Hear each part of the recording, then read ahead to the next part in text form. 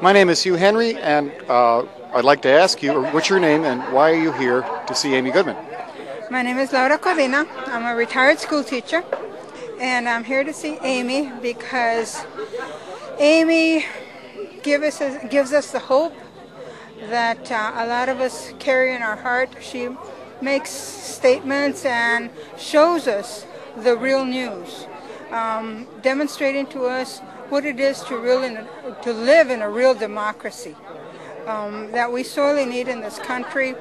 We've lost the sense of who we are as a people, and Amy helps us remember that, who we are as a people, regardless of color, race, creed, ethnic identity, just Americans, and the role that each one of us play and take to make this country the promise that has always been. Yeah, Amy to me tells me that we're not living in a democracy right now. Well, claro, it's not a democracy, and we have to aim to make it so, okay? Because our Indian brothers and sisters, helped white men, received white men, Europeans to this country, to this land, and frankly, y'all made a mess here to remind us of who we are and what we all do together and what we mean as a people. I know that a surprising chunk of the U.S. Constitution comes from the Iroquois Compact, and a number of people, Benjamin Franklin, said that he owed a huge debt to that compact. Let's remember, too, that the role of women in Native American tradition, and that is to the women were the war council, and that no war could be fought without the women's approval.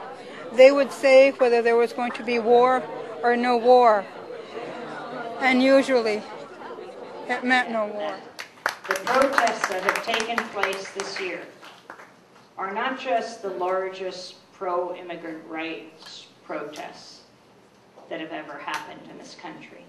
They are the largest protests of any kind in the history of the United States of America. September 11th was not the first time that terror came to U.S. soil. Ask any African American about slavery. Ask any Native American about what's happened in this country. But it was a horrific moment, September 11th, 2001. 3,000 people incinerated in an instant. We'll never know actually how many people died on that day, because those who go uncounted in life go uncounted in death. And they're the undocumented workers who worked at the World Trade Center. And we should know their names. We should know their story. That's what dignifies a life. It's not the first time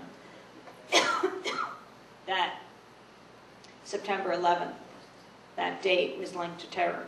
September 11th, 1990, Guatemalan anthropologist Myrna Matt died at the hands of Guatemalan security forces, U.S.-backed Guatemalan security. September 11th, 1977, Steve Biko in South Africa, the founder of the Black Consciousness movement, was being beaten to death in the back of a van by apartheid forces, U.S.-backed apartheid forces. He died in the early morning hours of September 12th, 1977. September 11th, 1971, Attica, the uprising, upstate New York, prisoners protesting prison conditions. 2 days later, then New York Governor Nelson Rockefeller called out the New York State Troopers, and they opened fire, killing 39 men, prisoners and guards.